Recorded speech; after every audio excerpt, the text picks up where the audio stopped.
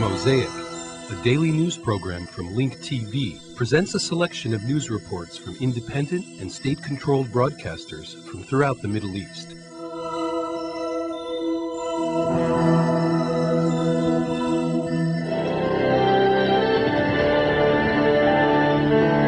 The organization of the Islamic Conference Summit in Malaysia ends its work and agrees on a resolution denouncing Israeli reckless aggressions without blaming Syria or Lebanon, and demands the Security Council to convince Israel to stop its dangerous escalations. Muqtada Sadr's supporters held massive demonstrations in Baghdad. Meanwhile, his supporters in Basra clash with British forces. The Shia leader accuses the occupation of inciting differences between the Shia, in addition to hindering his plans of creating an alternative government to the interim governing council. In recent hours, 5 U.S. soldiers were killed in separate attacks in Baghdad, Fallujah, and Karbala. A U.S.-Palestinian security meeting is being held to investigate the attack on a U.S. convoy in Gaza, which killed 3 Americans. Sharon says that exiling Arafat from the Palestinian territories would not serve Israel's interests. He insists on continuing the construction of the separation wall and eliminating new attacks on Syria. Bush and Koizumi meet in Tokyo to discuss the need to settle the North Korea crisis peacefully. Bush says that the United Nations has become old and wants it to reform. Khatami says that his country will not build a nuclear bomb. Before leaving Iran, al-Baradi said that Tehran has not yet agreed to stop enriching uranium as requested by the International Atomic Energy Agency. 2 people were killed and 4 others were injured in firefights between Indian police and fighters leaving the home of the president of the regional government in Kashmir. At least 3 people were killed and 38 people were injured in strong earthquakes in southwestern China. This is the end of the news in brief.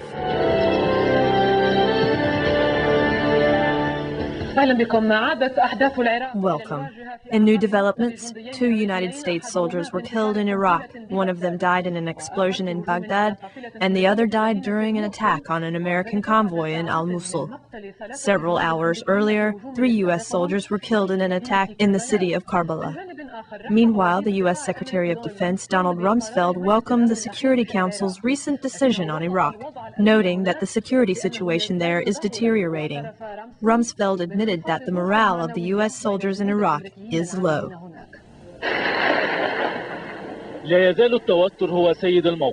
Tension is controlling the situation in the Shiite city of Karbala, south of the Iraqi capital, Baghdad. 3 U.S. soldiers and 2 Iraqi policemen were killed, and a number of other people were wounded during an attack by armed men stationed on rooftops near the Abbas Mosque. A United States security officer was also killed, and 2 others were wounded when a bomb exploded in Baghdad. Meanwhile, the United States forces in Fallujah were attacked. Tension reached the town of Sadr in Baghdad, becoming more apparent when the United States occupation forces increased their security measures at various checkpoints around the town, following clashes between supporters of Shiite leader Muqtada Sadr and the United States forces, killing 3 U.S. soldiers and 8 Iraqis last Thursday. Furthermore, massive demonstrations were organized in support of Muqtada Sadr and his government.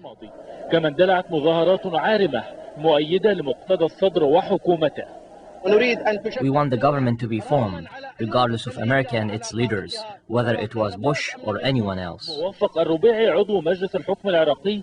Shiite Council member Muwaffaq al-Rabai disregarded Thursday's outbreaks of violence.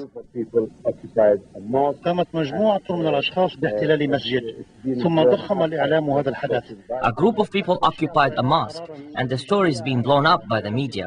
The Shias of Iraq have made a strategic decision not to fight the foreign and coalition forces. Rather, they want to work together to shorten the occupation, rebuild Iraq, and transfer the authority to the governing council. The United States Secretary of Defense, Donald Rumsfeld, discussed the low morale of the United States soldiers in Iraq, describing the security situation as dangerous. Certainly, it's a plus, not a minus, but I cannot draw a connection between it and the security situation in Iraq. It is a dangerous situation. وفيما بدأت الإدارة الأمريكية مبكرا في إجراء مشاورات مع 7 دول حول The American administration started early discussions with 7 countries on the possibility of sending about 150,000 soldiers to Iraq. However, Rumsfeld admitted that it is a complicated situation, since the United States Central Command will be assigned new tasks, such as the placement of these troops, providing them with supplies and allotting them their roles. The more complicated issue is the need to work with the Iraqis, who perceive these troops as occupation forces.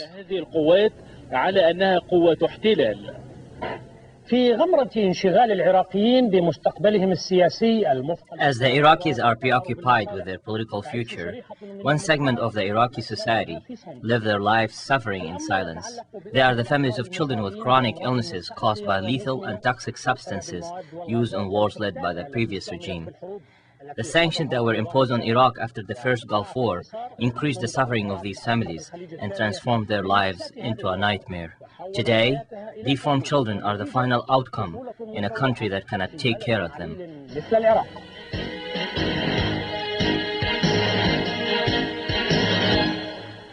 The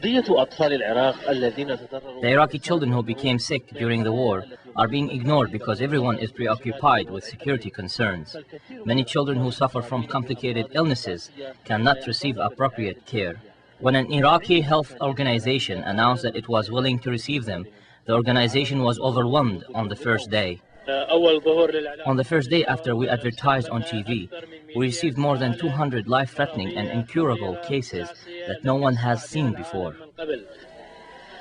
Many parents link these diseases to the wars. This Iraqi child afflicted with paralysis, her brother died from the same illness. I highly suspect that the cause of this disease is uranium. The country has been at war since 1991. All kinds of weapons were used, including bombs, biological weapons, and other things. The full responsibility falls on the United States. My child has nothing to do with these wars. She did not get to live out her childhood. That is the responsibility of the Americans, no one else. Some of these diseases are the result of the Iran-Iraq war during the 1980s. Jassim is an Iraqi child afflicted with paralysis. His older brother also suffers from the same disease, and his third brother died from cancer. I participated in the Iran-Iraq war. During the war, in the Basra battle, I was exposed to chemical substances. As a result, I exposed my children to these chemical substances, which in turn caused these diseases. Doctors fail to diagnose many of these diseases. Furthermore, Iraq's current situation does not allow for providing the necessary care for such cases that are rare throughout the world.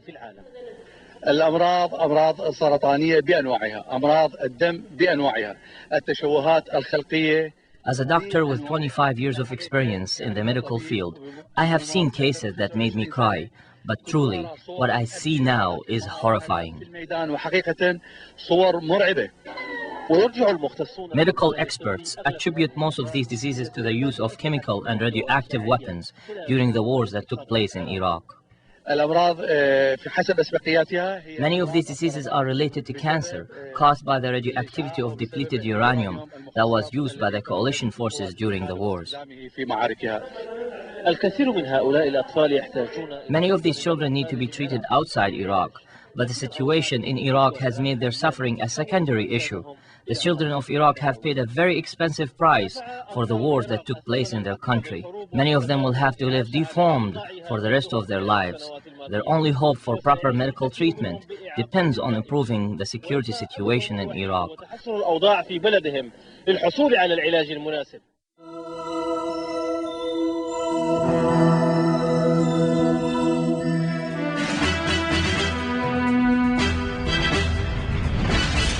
Iran's President Mohammad Khatami said Friday his country would not build a nuclear weapon and would continue to cooperate with the International Atomic Energy Agency, though the demands were unfair. He told a press conference on the sidelines of the Organization of the Islamic Conference in Malaysia that because his country had existing stocks of uranium, it had a legitimate right to continue enriching it for peaceful purposes.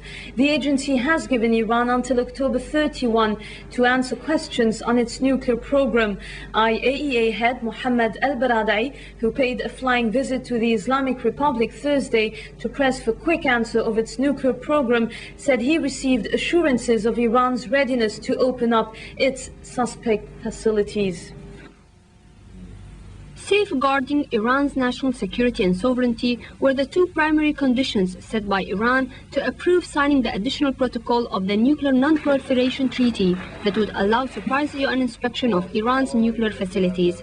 During talks between UN nuclear watchdog chief Mohammad al-Baradei and Iranian officials Thursday, Iran had vowed to answer outstanding concerns about its nuclear energy program and expressed readiness to sign the additional protocol.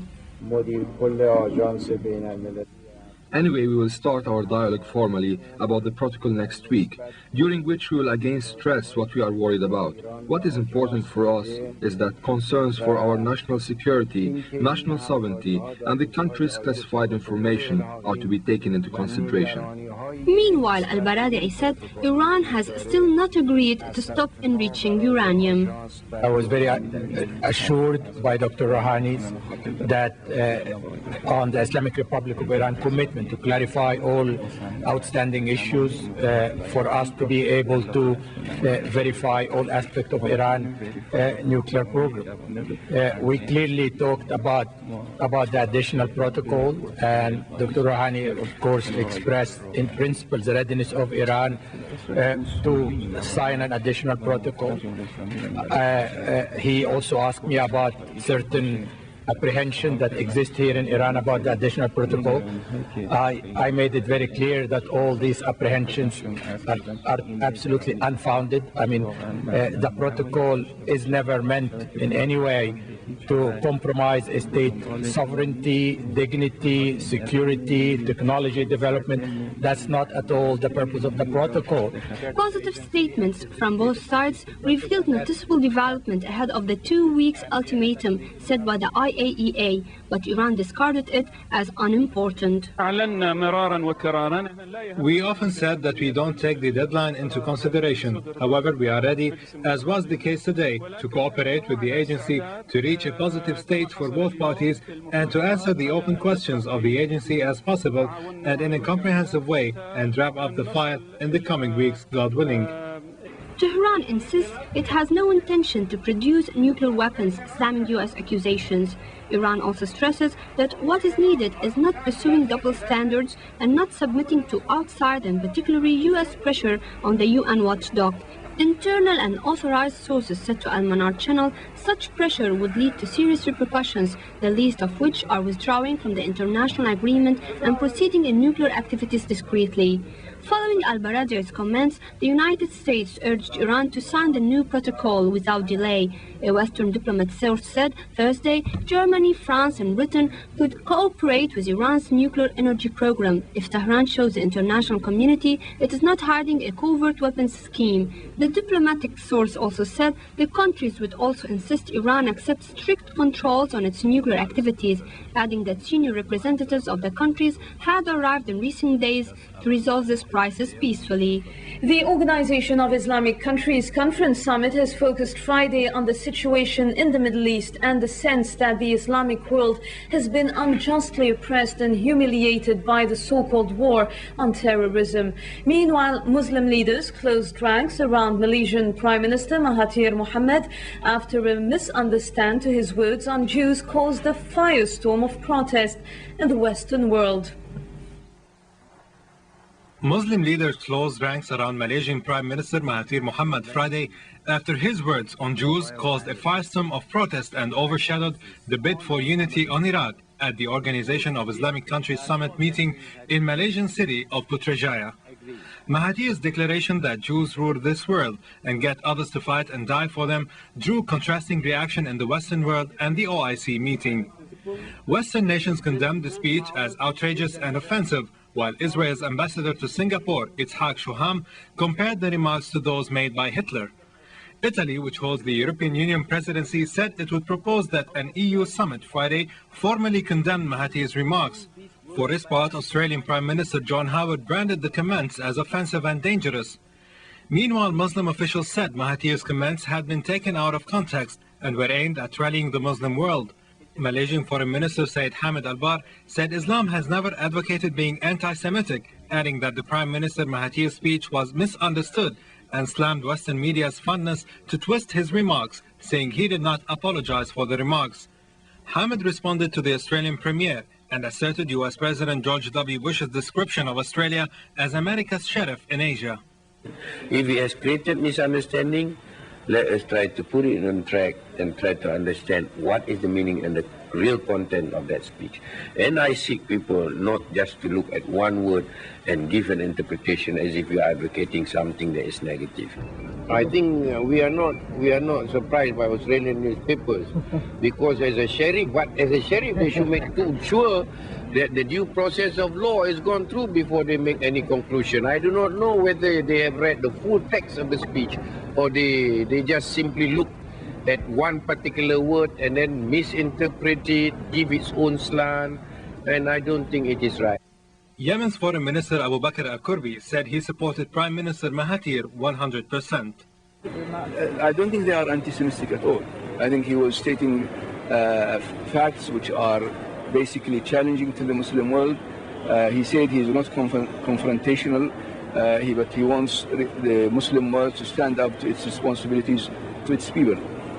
For his part, Egyptian Foreign Minister Ahmed Maher said he did not think much attention should be paid to what he called the clamor and accusations. Maher added that those who are commenting on Mahatir's speech have not read it in its entirety, describing it as a very wise assessment and an appeal for Muslims to wake up.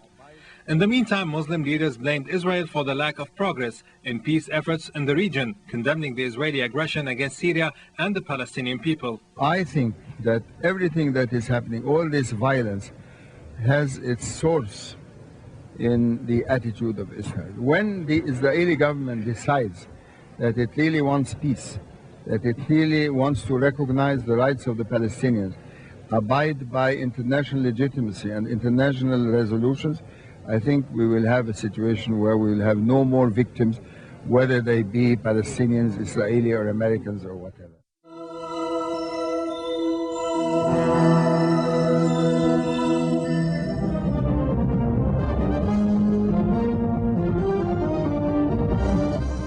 In his speech delivered at the 10th Islamic Congress Organization Summit, President Bashar al-Assad affirmed the right of peoples to resistance if their lands are occupied, stressing Syria's call for a just and comprehensive peace in conformity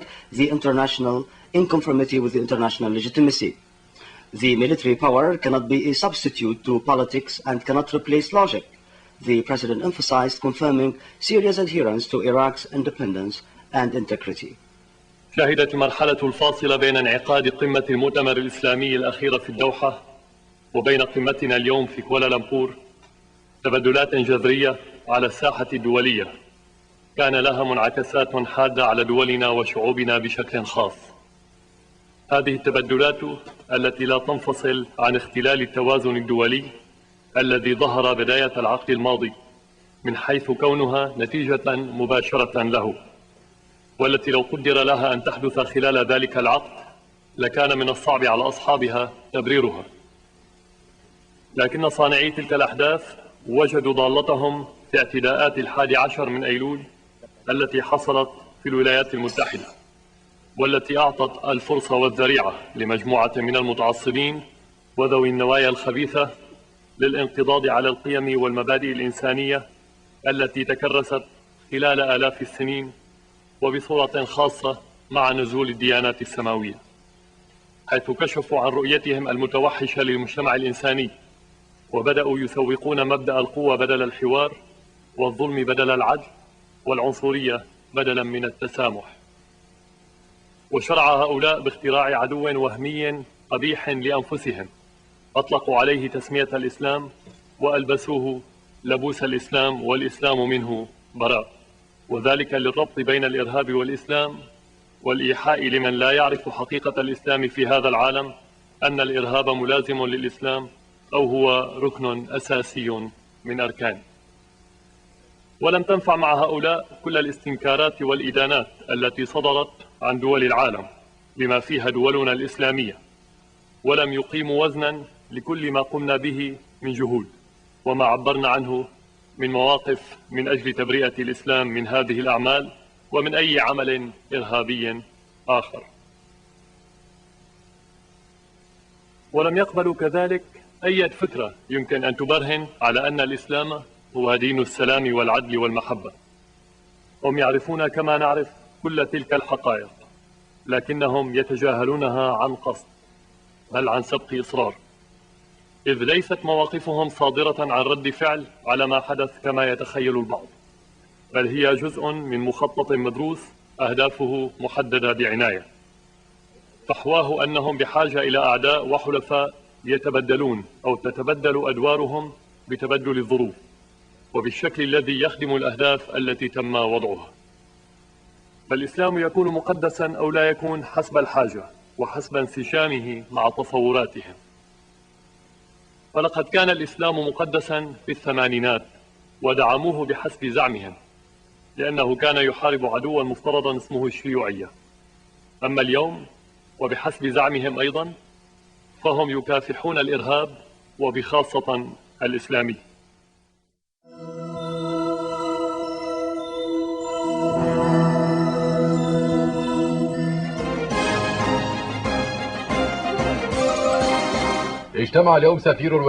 The U.S. ambassador to Israel, Daniel Kurtzer, met with Israeli Foreign Minister Silvan Shalom to discuss current issues.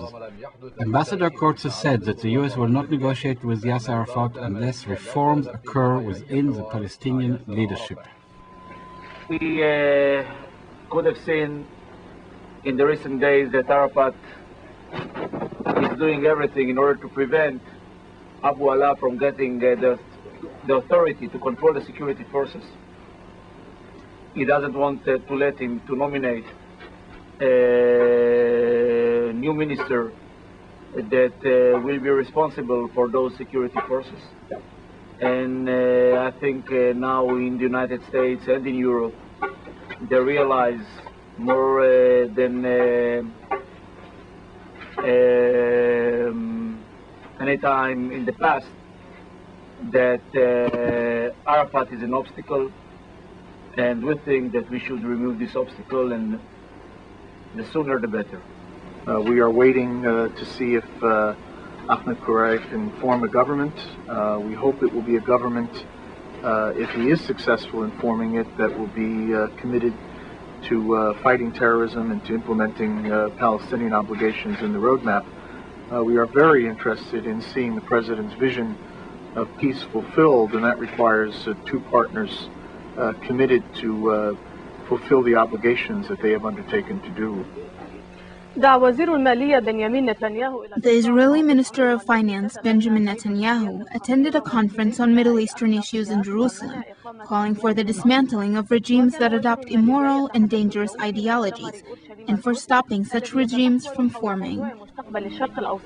The conference aims at exploring ways to combat terrorism and discuss alternative ways to solving problems in the Middle East.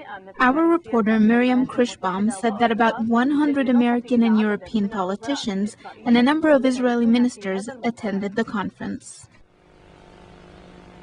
The fact that we in Israel have this debate, which is always brought up as a great testament to our morality, is of course a testament to our moral confusion. Because if any society is attacked by terrorism day in, day out, day in, day in, day in, sometimes several times a day, it is Israel. And if any society has to have that moral clarity, it is Israel. And what we must do in the face of this confusion is dispel it and explain something that every person with common sense understands. We try to minimize civilian casualties, but we will never give terrorists immunity because they hide in civilian areas. Never. For the sake of our own survival and for the sake of justice and morality. It is the deliberate and systematic attack on civilians that distinguishes war crimes and the particular subspecies of war crimes that we call terrorism. Now, the UN of course, doesn't make that distinction. It will not allow itself to make that distinction, because once it makes that distinction, it means that part of the members of the UN are war criminals or facilitating war crimes, which they are. And this, of course, is the reason for what you're seeing, and therefore we can't really find any hope for the moral clarity that we need in order to prosecute the war on terrorism.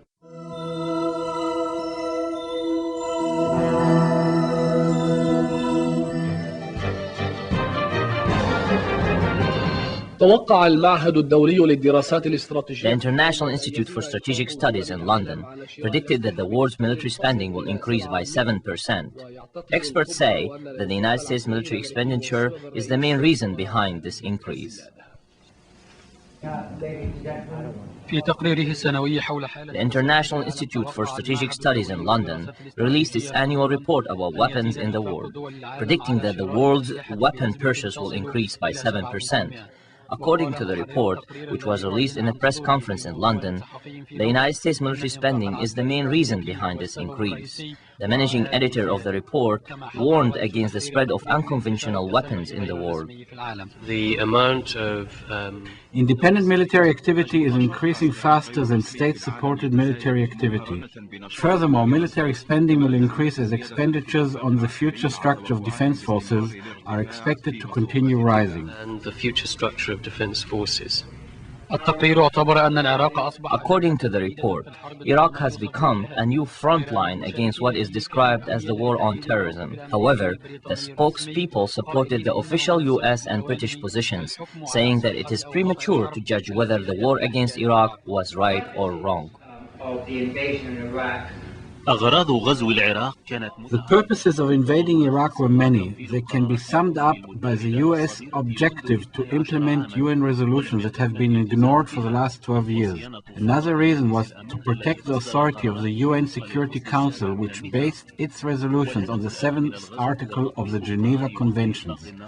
Today, the goal behind the invasion is to implement the ceasefire resolution, which was produced in 1991. The report highlighted the need to limit the spread of nuclear weapons, but focused only on Iraq and Iran's nuclear program, without calling attention to Israel's nuclear capabilities. In fact, the president of the prominent institute described them as unverified. Furthermore, the report supported the US and Israeli positions on the Middle East conflict, calling Palestinian resistance operations against occupation terrorism. Al-Alam reporter questioned experts in the panel whether Israeli occupation can be considered terrorism because it targets civilians in Palestine, Syria, and Lebanon, but they refused to accept that view. The basic definition or characteristics of terrorism are the random operation against civilians that are carried out by individuals and groups, not countries. These operations terrorize people for military and political objectives. Strictly military objective, but also political. The report predicted that Iraq will continue to preoccupy the United States administration throughout the next year. The report also predicted more attempts to contain possible crisis to build a stronger international consensus for dealing with the many security challenges around the world.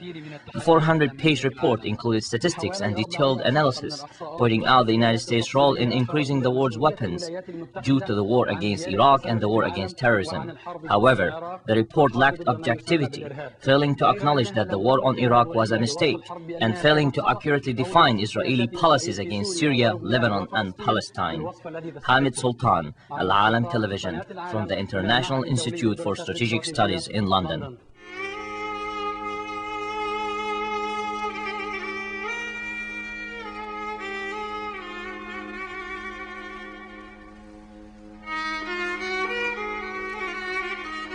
Mosaic is made possible by a grant from the John S. and James L. Knight Foundation, which promotes journalism excellence worldwide and invests in the vitality of 26 U.S. communities, and the William and Flora Hewlett Foundation. Additional support is provided by the Firestorm Foundation and Henry and Virgilia Dakin.